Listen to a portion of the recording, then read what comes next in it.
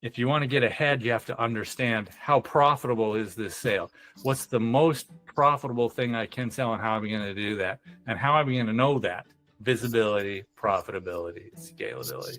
So my clients that went from losing to selling their companies for millions, some of them didn't increase their revenue 1 penny. The most powerful thing I could tell people is if your business is broken, you need to stop saying, if I was better, this wouldn't be happening. If I was like so-and-so, I wouldn't have this problem. I just don't know what I'm doing. This whole self-defeat thing, I just tell them, you just need to change that and start saying, it's the system I'm using that's broken. Welcome to Beyond the Linear, where accounting firm owners discover how to break free from the traditional firm model and use AI, automation, and strategic thinking to build advisory practices that create freedom and evolve from, again, the traditional model. I'm Vince Gascon, and today's guest proves, as you have heard, you don't need to increase revenue to transform a business. Bill Litster doubled his firm while escaping rockets in Israel and even supporting his wife through cancer. And it's a super inspiring story, and he did it by focusing on profitability over scale. So let's dive in. So today I'm joined by Bill Litster, founder of Better Biz Info and BL Impact Group. Bill's helped countless small businesses move from stressed out and struggling to profitable and even sellable. He's also working on 2 upcoming books, one on resilience and one that I'm really interested in is introvert leadership. So Bill, welcome. Thank you. Nice to be here. Sweet. How's your day so far? Pretty good, you know? Yeah. Everything. Awesome. It's a Sweet. great place. Okay. Well, I really want to dive into your personal story because we were talking. It was really interesting. So you mentioned you're writing 2 books, not 1, but 2. So Yeah. What inspired you to write the books? Well, the one on introvert leadership, that's something that I think, like a lot of people, that I struggled with early in my career, with this real misconception that you had to be loud, boisterous, and mean in order to be a successful businessman. Because a lot of the CEOs and people that I met and I worked with were kind of these arrogant jerk type people. And but in my career, I discovered that, I wasn't like that, wouldn't be like that. But I ended up as president of a corporation, did a lot of really good things. But people followed me for different reasons. And those reasons come from unlikely sources. The skills of an introvert are very powerful when they're channeled correctly and understood. So I wanted to write the book to help people understand what the real benefits are from being an introvert and how to use those traits and characteristics that introverts have to be very successful in life and in business, and to not have this aura of worry about what you're not, but accept what you are and make it work for you. I resonate with that, especially being a former accountant. You tend to be in your cubicle of a desk and whatnot. Yeah. So maybe what's one characteristic that you find that is common in most introverts that you can really amplify and double down on? There are many, but one of them is the idea of self-reflection and spending time analyzing, thinking through a solution. Because I used to notice in meetings, when I was a corporate executive, everybody in the meeting is like, talk. And I'm just like, they probably think I'm horrible because I'm not saying stuff, but I was listening and I'm analyzing everything. And finally, at the end of the meeting, they'd go, so Bill, what do you think? You aren't saying anything. And I'd say my piece and everybody would go, well, that's it. We're done. That's the answer. And I realized that there was strength and value in that listening, analyzing, coming to some ideas and conclusions, and then being able to put those forward in a not from the hip so much manner, but a really thought out, executable way. And I found that somehow people really appreciated that, and I kind of became the go-to person at the end of the meeting for, what are we going to do? This is the answer. Bill's always got it, right? But it really came from that introversion because I wouldn't get into the social talk. But it took me a while to figure that out. So that's one. There's many I could go into, but That's awesome. Yeah, it's like listening twice before you speak and having this grounding presence in a meeting. And you seem like that guy that's like, hey, he doesn't speak much, but when he speaks, you better listen. yeah, that's what when I was president of the corporation, I used to talk to people and they say, I didn't know that was that important. And I said, do I talk a lot? And they go, no. And I says, I can guarantee you when I say something, it's important. Otherwise, I wouldn't be saying it. So if I say something, you probably ought to pay attention. Yeah. And do you find that in the accounting space in the industry, the nature of the CPA is towards maybe an introvertedness or? Yes, I think for the most part, it is. Mhm. I think there are some that overcompensate and try to be extroverts when they're really introverts. One thing I found in my research that was very interesting is that like 70% of what people would call the geniuses, the super smart people who achieve a lot in the world are introverts. And that, what that really comes from is those of us who are introverts would rather stay at home and work on something than be out at the club socializing. So that's me too. You're a guitar player, right? I would much rather be at home learning some new cool thing on the guitar by myself than out trying to figure out how to small talk about Kansas City Chiefs with people. That's uncomfortable for me. But because I spend more time there, I get better at it. And I think that's a lot of the strength of an introvert is we spend time on those things, dedicated time focusing on things, and we become better at some things. And that helps, Why do you think that maybe introverts underestimate their strengths, and how do you help them flip that script, or how does the book kind of go into that? I think the reason that people, if they're like me, which I think a lot of people are, we get this false narrative in our heads that if you're not talking a lot or being all in everybody's face, that you're not important, right? It's like when you're young and you go to a parent-teacher conference and the teacher is talking to you and your parents and he says, Billy's really bright and he's excels in everything. We just wish that he would participate more in our class discussions. Because the world thinks if you're not participating in these discussions, you're less valuable. And that's not really true. It's a myth that has been created over time. And so what I try to go through in the book is how to accept who you are and how you are and turn those things around, turn them into strengths, to understand that you are an introspective person, that you are someone who spends a lot of time focusing on something to come up with the best type of solutions. And, another angle of it is we look for jobs, or as we're hiring people, if we understand those features and those things, what introverts are good at, what extroverts are good at, and put ourselves in those positions or hire people correctly into positions that are like that, we'll be much better. I mean, you don't want to hire an introvert and then put them in a small group, focus group to talk and chat and figure out everything because they're not going to be comfortable there. Right? I see. And you worked with a ton of accounting firms and small businesses. Oh, yeah.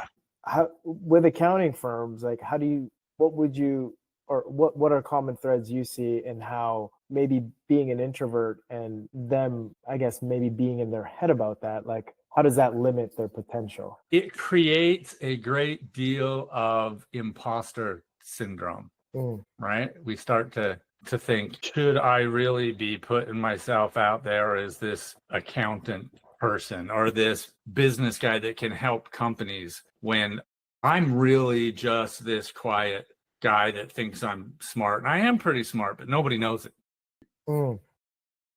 And I think that's a common trait among introverts is that deep down inside ourselves, we know we're pretty good.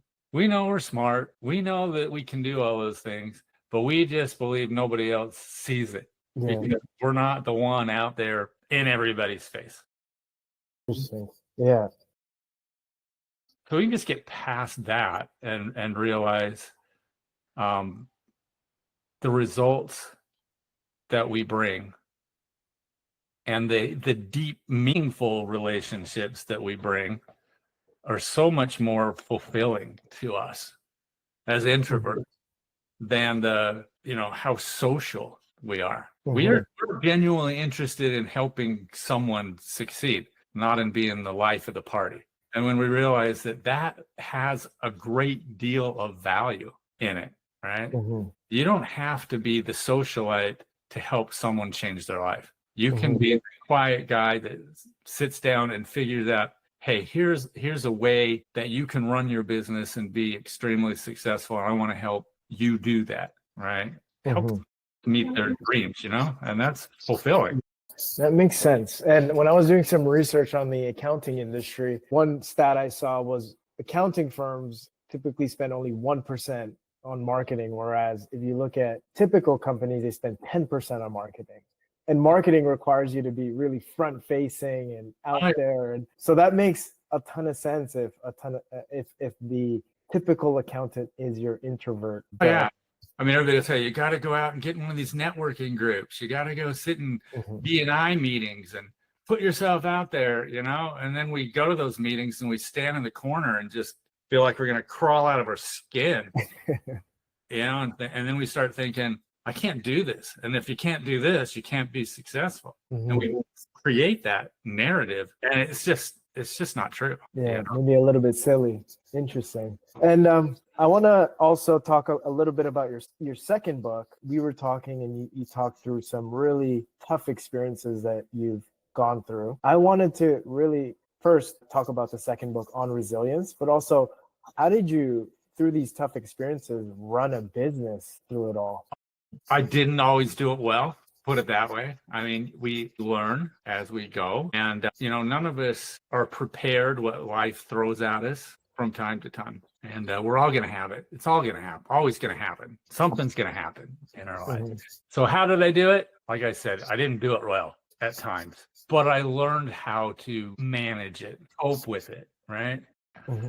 And a lot of that came down to, and still does, 'cause I'm still in the middle of some of it, but grounding myself to what is truly important and being able to put into perspective what my personal priorities are and put the business in its place. I mean, that might sound weird to some people, but where the real problem is when the world is coming down on us and it feels like everything's coming down on us and there's nothing we can do about it, versus what are the 2 or 3 things that are most important in my life and what can I do every day to meet those 2 or 3 things. And for me, I had to put my wife and my family, my faith in God, and my business to help people. Not my business to make money or my business I'm running, but how am I going to help people with what they're going through and what they're trying to do? Because you know what? I mean, Zig Ziglar once said, you want to get more of what you want, help people get more of what they want. Oh, man. And I found that to be true, maybe in a different way. I mean, he was the sales guy, and I don't consider myself a sales guy, and yet I close a lot of business. And why is that? I have no idea, other than I just relate to people and figure out and understand this is what your life's about. This is what you want. This is what's not working for you. Let's work together and find a way to get you where you want to be. And that's all anybody wants, I figured out. People just want to get out of the pain they're in and get to some level of peace with their world, right? And isn't that really what resilience is all about? Is taking what did the world throw at me and how am I going to get peace in what I'm in, and how am I going to get to where I need to be and want to be? That's beautiful. Do you provide frameworks in the book to really move through tough situations and live in peace in what is a perceived chaos in someone's world? And we work through different patterns of that. And one of the big important things that's part of it is actually admitting to yourself that you're in that state. We can't go around pretending like, everything is fine. If I was just stronger, I'd be able to deal with this or whatever. We go into this thing in our heads. You got to face it head on and and realize it. I don't know if we have a quick minute to get into some of the things that happened to me. Please.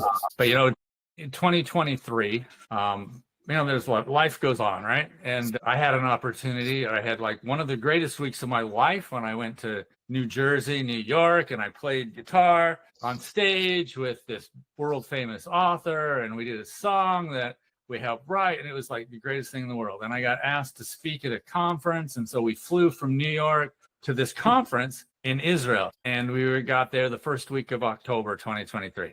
Oh, wow. And did a little bit of sightseeing, took my wife, because this is great, go to Israel, right? And have a good friend over there that was actually running the conference. And we had dinner with him the night on October 6th, and took me back to the hotel the next morning early. He's calling me on the phone. He's like, Bill, you got to get out. You got to get out of the country right now. And I'm like, why? And then I hear it, and I got rockets blowing up over my hotel. Things were going crazy. But to make a long story short, we spent 4 days running, trying to escape out of Israel, ended up basically bribing our way across the border into Jordan. Wow. I write a book about that too. But that's a little stressful. When you realize any moment you could be your last breath on this planet, you think a little differently, right? And so we managed to get out, escaped out of there, like I said, after 4 days of running, literally running, got back to the States, and couple of weeks later, my wife starts having pain in her arm, and then we find out she has cancer. So within a few weeks of almost being blown up, found out my wife has cancer. There's no cure for it, and basically starts all the treatments and everything. And that was about 1.5 years ago now, so we're still in the middle of that. And my mother-in-law died, her mom died. It was just all this stuff like in a 6-month period. And so I'm trying to deal with the trauma of almost being blown up, my wife having cancer that I don't know what's going to happen, and trying to run a business. And it was brutal. Let's just say that. And there were a lot of times I spent in little corridors in hospitals, logging into Zoom calls to talk to clients and trying to keep my head straight and missing appointments and all this stuff. And it was brutal. But what I figured out was people actually genuinely cared about my situation. And I had clients, and I would talk to them, and they'd say, you know what? I had this happen in my life, and this is what we did.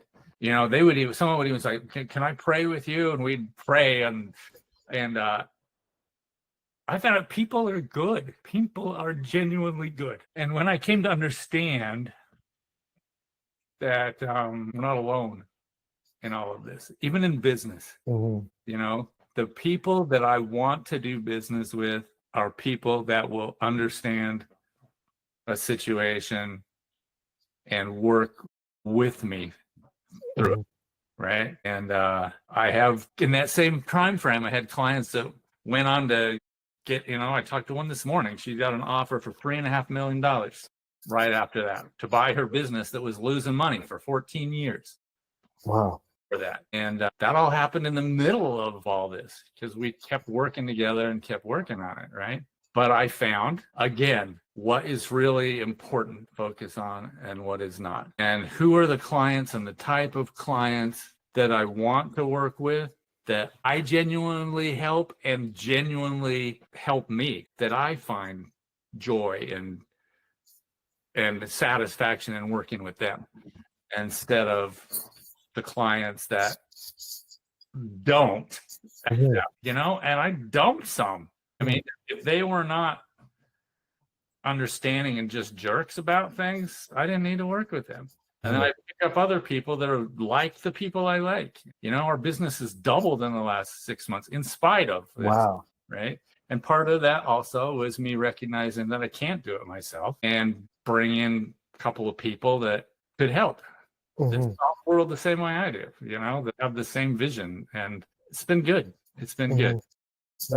Matt, thank you for being vulnerable, Bill. That was so powerful. And the fact that your business doubled while you went through some churn and attrition is what a great case study. I'm wondering, like, in that chaos, being somebody that reflects deeply, like you mentioned, Like, did you have time to even process some of that while you're going through this? What did that all look like for you to get clarity in just moving forward through the trials? When your wife's in surgery or you're in a hospital room for hours and hours and hours, you have a lot of time to think. I'm a thinker anyway, and you can sit there and get depressed about it all. And let's face it, we all go through that cycle from time to time. It's part of the process. But then you figure out, that's not where we really are. We have a situation, we're going to deal with it, and we're going to keep our perspective on what's truly important and spend the time that we need to. I suppose one thing that really helped me when my wife told me something, and she said, I kept telling her, I got to figure out what I'm going to do with the business and what I'm going to do, because I need to spend my time with you right now. How am I going to do this? And then what am I going to do after? And she said, well, you know what? Whatever you're going to do after is going to be an extension of what you're doing now. So let's not think about what am I going to do, what you're going to do after I'm gone, but what are you doing now to put things in place so that everything's okay after? I thought, wow, I wish I had her perspective. And that's really helped me a lot. Figure out, we need to spend our time where we are at today, but we can't lose the vision of who we are, what we are, and the future needs to be like. And every decision we make today either is going to bring us closer to that future or further away. It's a very easy filter when we break it down, right? We can get hung up in what am I going to do? What am I going to do? And all we really have to do, say, this is where I'm trying to get to. Does this decision bring me closer to that or further away? So, I forget who it was, whether it was Elon Musk or Steve Jobs, but the signal to noise ratio is really what I take as that is signal is bringing us closer to who we are, what we want.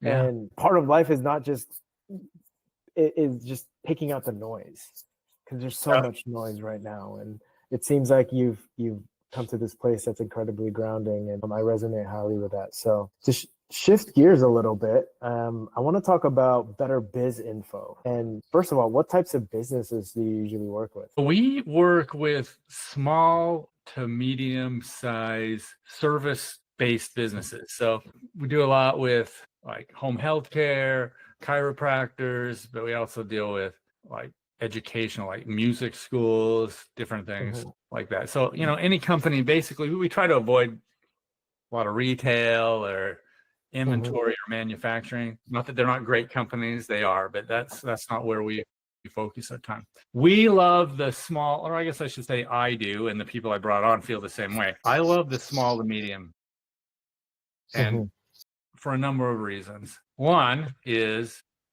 I did my time in the big world, right? And I really hated sitting in meetings, which were always uncomfortable as an introvert anyway, right? Sitting in meetings to decide when to have a meeting, when we're going to decide to have a meeting to decide something, right? It takes so long to make a decision and so much longer to implement. It can take years, right? But if I sit down with a small business owner, we can talk through what's going on, make a decision, and change the company in a week or a month, Wow. Because we can turn it so fast. And I love that. Yeah. Working with the business owner, right? So, yeah, you seem you light up when you talk about working with small businesses. You've also built a framework called VPS, Visibility Profitability Scalability, which is backwards from, I guess, conventional thinking these days. I think you were mentioning. Can you break down each step and why they need to happen in that order? So visibility, it's VPS, Visibility Profitability Scalability. Visibility just means being able to see where your finances are, where your money comes from, and where it goes, right? Having visibility over it. And that we do a lot of training. We call ourselves mentors more than accountants, if you will, because we not only want to have their money work, we want them to understand how it works and why it works. And so we help them get visibility so they understand, oh yeah, this is what came in and this is where it went. This is how much went to taxes. This is how much went to me. This is how much goes to operate whatever. So that's important. And once we have visibility, then we can focus on profitability, because you can't really create profitability if you can't even see it. Then you're just running by the seat of your pants, going sell, something will work, right? And so we help people figure out, okay, now that we have visibility, we see this is where your money came in and this is where it went. Where should it be going? Instead of the money controlling you, we're going to control the money. And in a sense, what I tell people is, if I give you $100 and say, go out and go to a movie and have dinner, you can do that and have a really good time. But if I give you $100, you could probably take $95 and still go to a movie and have dinner and have a good time, put $5 in your pocket. So if we can do that, why don't we? All right. We don't have to spend every penny, but we do, right? So we help them figure out ways to put the money in places that create profitability, create the opportunity to be able to grow and to meet their personal dreams. There's always somewhere else for the money to go. If we don't control it, it will just go somewhere. Right. Does that entail bookkeeping then for them? It's bookkeeping, yes, is the more of the visibility side. Profitability is more of the strategic cash flow management. And so we use a program called Profit First to work with that. And basically we flip the formula around, right? Instead of thinking, I'm the owner, I'm going to get rewarded after I pay all the expenses and whatever's left, that's for me and I'll get there. There's never anything left. So we flip it around and we say, basically, how profitable do you want to be? Well, let's take that off the top and put it somewhere else and force the company to live on whatever else is there. So you want to be 1%, you want to be 5%, you want to be 10%. Let's figure it out. We chart a course. Scaling, once we're profitable, then we can scale. If you lose $1,000 on every deal, getting 20,000 more deals is really not going to help, right? We got to be profitable, then we scale.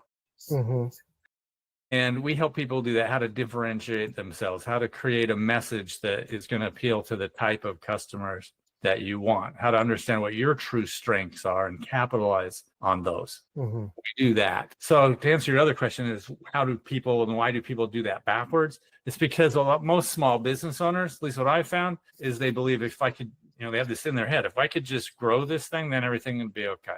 If I could just sell more, everything would be okay. That's not really true. Just selling stuff at a loss, it's not ever going to work. Yeah. If you want to get ahead, you have to understand how profitable is this sale? What's the most profitable thing I can sell and how am I going to do that? And how am I going to know that? Visibility, profitability, scalability. Beautiful. Okay? So my clients that went from losing to selling their companies for millions, some of them didn't increase their revenue one penny. They just of it, right? Wow. And their lives' dreams, because that's what it's all about. Nobody got in business to work every day. We got to do something with our lives, right? Help people. Yeah, the common theme I'm seeing with just your approach, even from life to even business, is just acceptance of who you are, where your business is at. And from there, you can really make leaps into that. What's the common thread that you see with businesses that you work with that make that transformation successfully? The common thread is when they finally realize, it sounds like Alcoholics Anonymous. I don't mean it to. As soon as they realize they have a problem and they need help and they're willing to do whatever they got to do to fix it, those are the ones that are successful. Does that come down to helping them see where they're at today? Yeah, when we go through that visibility model and show them this is how much money came in and this is where it went, 90% of the time it's like slapping them in the face. It's painful. Yeah, I'm asking this from a sales perspective, but how do you then get them into that point where they're willing to look at where they're at, right? Because sometimes you can talk to them and they're like, oh, everything is fine, everything is good. How do you shift that into, no, let's actually take a look because I'm seeing this? One, when I have my initial conversation with them, I ask them a few questions, such as, what keeps you up at night? Most small business owners go through that. I can't sleep because I'm thinking about this. I'm worrying about this. What's your biggest problem? One real revealing thing is I ask them, why did you get into business? Why did you start your company? And when they are so entrenched in survival, they have totally forgotten why they started it. And most when they start thinking about it, they go back to, well, yeah, I wanted to be my own boss. I wanted to have the freedom. I wanted to be able to take vacations and get my kids through college. And I wanted to be able to, eventually be financially independent. And I says, well, so what are you doing towards that? Well, I'm just trying to survive right now. And then we can talk about, well, are you surviving? Because if we're not getting closer, it comes back to that same thing, right? Yeah. Our decisions aren't getting us closer to where we wanted to be. We have to bring that vision back. We have to help them remember why they started this in the first place. What was their path? What's their goal? What was their dream? And we're, I guess you say we're dream makers, right? We help them achieve what they wanted. And I will tell you this, probably the most powerful thing I could tell people is if your business is broken, you need to stop saying, if I was better, this wouldn't be happening. If I was like so-and-so, I wouldn't have this problem. I just don't know what I'm doing. If I, this whole self-defeat thing, I was telling you just need to change that and start saying, it's the system I'm using that's broken. The most powerful thing I could tell people is if your business is broken, you need to stop saying, if I was better, this wouldn't be happening. It's not me. If I can just change the system and run a different system that's successful, it'll work. And that's what we do. We go, it's not you. We're going to get your head back in the game and then help you develop a system that creates profitability, enables you to scale, and enables you to achieve all the things you got in this first place. You're going to be happier, right? Yeah.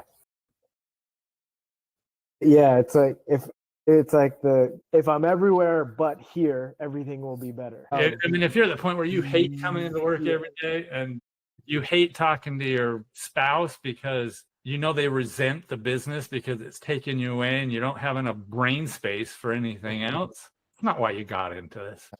Are you okay if we go over a little bit? I have a few more questions and then we can wrap up. I'm great. Amazing. This is fun, yeah, I'm having this is super fun. So your methodology with what you just walked me through, is this what changed to help you double your client base in the last 8 months? Or what exactly helped you unlock that growth? Part of it was bringing people in that were like-minded that could pick up the slack while I was, and still am, dealing with some of the personal issues going on. That helps. But we have the vision, we have the system, right?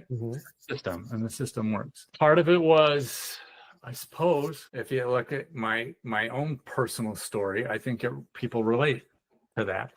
When I had this big dream of how I was going to live my life and started I bought into a franchise and I had a partner and everything's going to be so great. And then my partner called me one day and he goes, I don't think you should be taking any money out of the business until we're profitable. And I have 8 kids at home. And he's telling me you can't take any money. Wait, time out. Did you say you have 8 kids? I have 8 kids. Beautiful. Wow.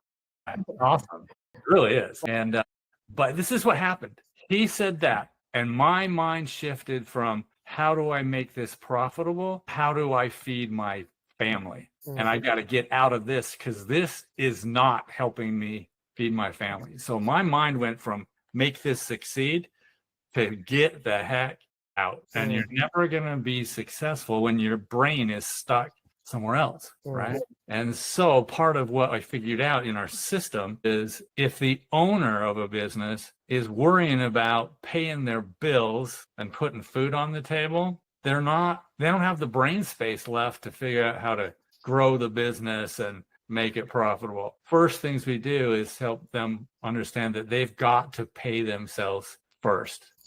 They've got to take care of their personal needs so that they have the brain power to focus on everything else. And it takes a little strategy and a little time to do that. But I can give you a bazillion examples of how it works. Yeah. But you also mentioned you brought in some personnel to really take you out of the business. What kind of people did you bring in? First of all, I have learned how to figure out if people have a similar mindset to me, right? So when I've talked to people and interview people, I don't do the same kind of questions that other people do. I use more of a behavioral system. So I'll say, tell me about a situation where you disagreed with your boss and what did you do? Tell me about a situation where you had a customer that, was rude to you. How did you handle that? And, in those types of things, I figure out how they think about, right? Got it. And what they want, right? Because if I can help them get what they want and they have a similar value system to what I have and get joy out of the same things I do, they're probably going to run it the same way that I do. And that has worked. So, what kind of positions did you fill? Was it on the marketing side? Was it delivery? Probably the best acquisition, if you want to call it that. The best hire, if you will, was someone I brought in to help with the consulting side of the business, right? That learned and understood the visibility, the profitability, scalability, and why that is important. And I was able to help them and train them, and they had the intuition and the desire to make it work. And I spent a few months having them on calls with me and teaching them all that. And I call them mini me. Beautiful. And the second one is a person to oversee the bookkeeping side of the business. Because what I found is I would spend all day doing what I love, which is one-on-one calls with these business owners, talking them off the ledge and helping them figure out how they can be successful. But then I had still all their bookkeeping tasks to do. So I'd stay up till 3 a.m. trying to get all their books done. And then I'd get up all over again. And you don't live very long that way. And when your wife gets cancer, it really don't work very well.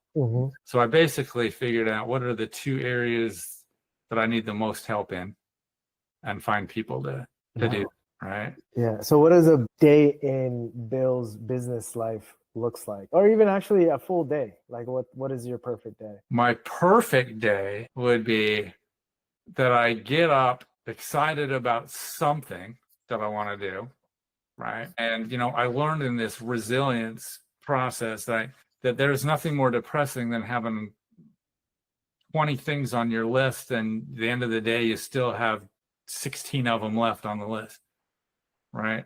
Because that's the way it was for years. And I figured, what are the top 3? What are the top 3 things I got to do today? And that's what I do.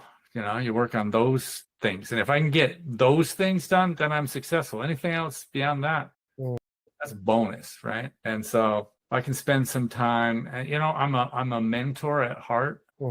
It sounds weird as an introvert, but in my studies of introverts, it's really what they are. They really thrive on one-on-one deep relationships, not this superfluous crap. We want to do this. Let's get deep with people, right? Yeah, I agree. I also consider myself as an introvert. I can get extroverted sometimes, but my social battery meter runs out really quick. Oh, it does. Yeah. Yeah. Well, that's cool. So do you find it's more structured with one-on-one calls? Do you still get hands-on with bookkeeping? I do a lot of one-on-one work. I still do some bookkeeping, but for a different reason, because the introvert in me really likes to have some project once in a while that has a beginning and an end, and I can look at it and say, I did this and this and this, and it's done, and I can see a result, and I can say this month is complete, and it's the result, And I also want to ask you about AI, because you told me that you've been experimenting with it in newsletters, research, and bookkeeping automation. What's working for you right now in practice? What's working for us is accepting AI as a tool. I think so many people are afraid of it for like it's some monster or something. But it's a fantastic tool. And if we look at it as a tool and not the end all of everything and not the source of truth, because it's not, it's just a tool, then what we use it for is a number of things. We use it for marketing. We use it for bookkeeping stuff. So we use it for our newsletters. So what's nice about AI is you can write like 5 or 10 articles and it will learn your voice, right? So then you can basically type in, I want to do an article about this and this and this, and make sure I specify this and this and this and this and this and this. And can you write this up in my voice? And it'll write something out, and then you can go through it. And this is the trick. You got to go through it and truly make it. Yeah. That's the trick. It's a time saver, not a time replacer, right? You know, we let it help us, and then we still put the human touch on it. Real, right? I love that. People can tell. Yeah, I can certainly tell when it's been written by AI nowadays, and people are gonna really increase that tolerance. Yeah, you know, it's really good when you can go, I want to do an article about this and this. Give me 10 titles for an article. Because you know, how much time do we spend stuck going, I don't even know what to call this thing. I don't even know where to start. And it puts out 10 things, say you could call it this and this and this. And I say, well, I like 1 through 4. Can you give me another things like those? And it just helps you, prompts you to think, right? Yeah. I like that. One question I have for you is how do you feel like, because AI is rapidly changing the way accounting firms are ran. I did a research on it. What would you say to accounting firms and how they have to shift their approach from that traditional firm model to what we're seeing now in the next 5-10 years? Yeah, a lot of it is very similar to what happened. I have white hair, right? What happened in the days when we used to have the big green ledger sheets, and then people went to spreadsheets, and then people went from spreadsheets to QuickBooks or whatever else. And the internet came out. There's always these transitions, and there's the adoption cycle where people freak out and say, well, I don't trust it. My mentor used to tell me, if you can't do it with your green A shade on a ledger paper, there's no computer that can do it for you. It's in that. Okay. But here we are on computers now, right? And the thing about AI and accounting is we need to stop thinking, I got to have a person code every single transaction that goes through, because that's the only way we'll know it gets in the right account and with the right vendor and with the right everything on it. Okay.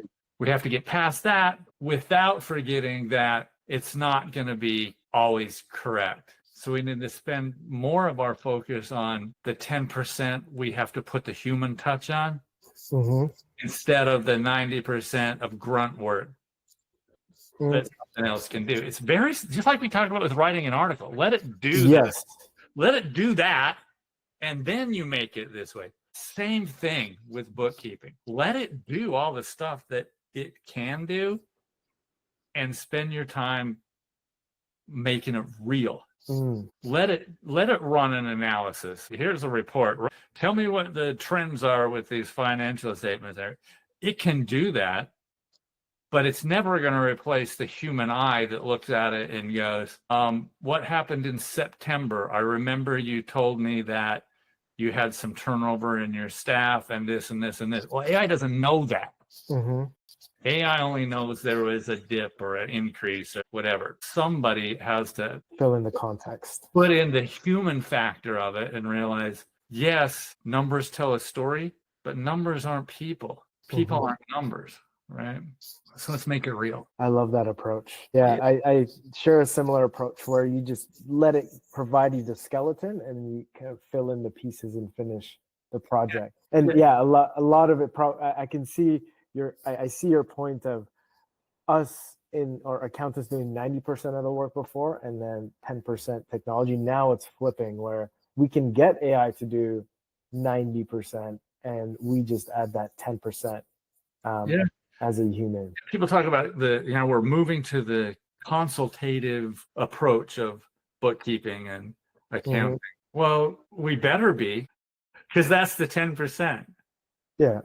Right. And that's the value. The value is the human touch of, this is what's going on. Let's get it out of your head and into something that we can make a difference with, So quit letting it freak you out, or quit letting it make you think you're okay when you're not.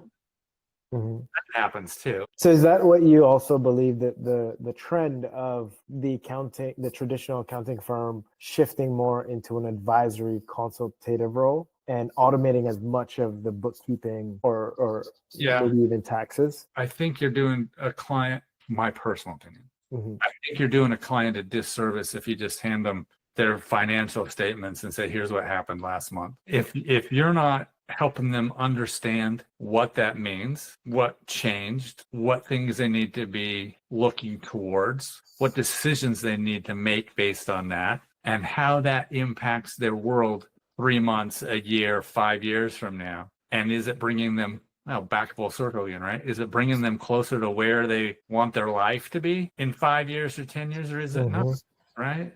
Because you know what? It's not about anybody who thinks life is business, stupid, right? We don't go to work because that's our life. We go to work so we can live our life, right? So we can do the things that are important to us. If we find joy in our work, that's even better. Beautiful. I have a question for you, and I want your hot take on it because I feel like you would have one.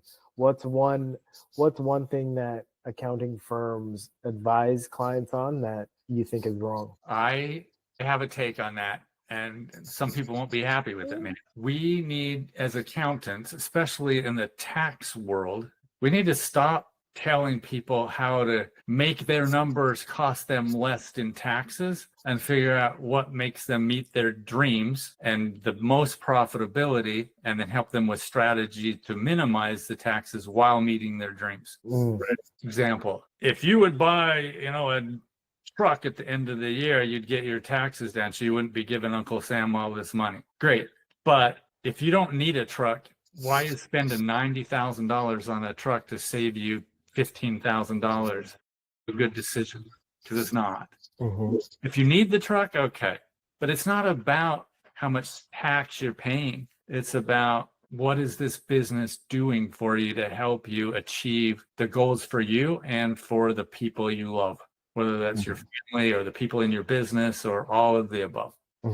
Right. Well, this meeting is over, as they would say when we get Bill's hot take. Well, last question. Where do you feel like, I just wanted to do that because I imagined you in your conference room when you would say something at the last second and everybody says, that's it. We're this meeting is over.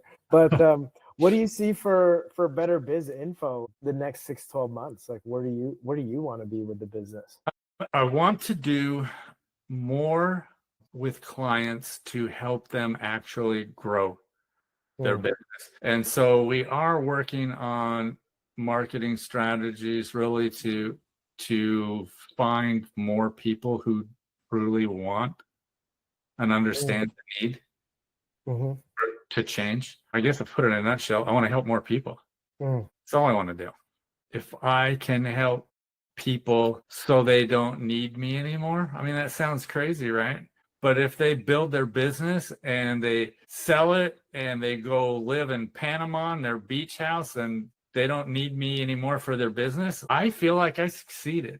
I helped them meet their dreams. And I do believe that the more people I help get what they are dreaming about and what they want, the more that'll give me what I need and what I want. So. That's really cool. You know what our founder, Shannon, on our marketing side, her favorite quote is the Zig Ziglar quote you mentioned. So if you want it, please repeat it because I'm going to butcher it if I try to say it.